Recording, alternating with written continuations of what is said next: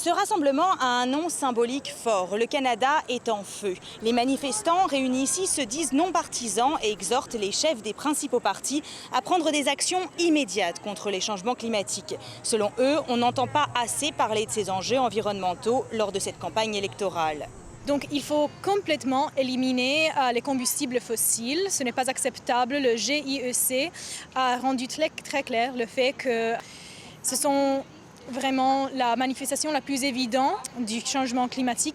Beaucoup de personnes dans cette industrie, dans les provinces plus à l'ouest, ils ont peur d'un change et avec bonne raison parce qu'à moins que leurs intérêts sont mis au chef de parti, au gouvernement, veut que leurs intérêts sont mis à table pour un changement socialement juste. Ça fait 35 ans que je fais des manifs comme ça et rien n'a changé en 35 ans. Sauf peut-être le message est un peu plus aigu, mais le résultat, les actions n'ont pas changé. Je suis un peu démoralisée par l'inaction des gouvernements. Les incendies qui ont ravagé plusieurs parties du Canada cet été, notamment en Colombie-Britannique et dans le nord de l'Ontario, ainsi que la chaleur extrême qui a fait des centaines de morts, les inquiètent particulièrement.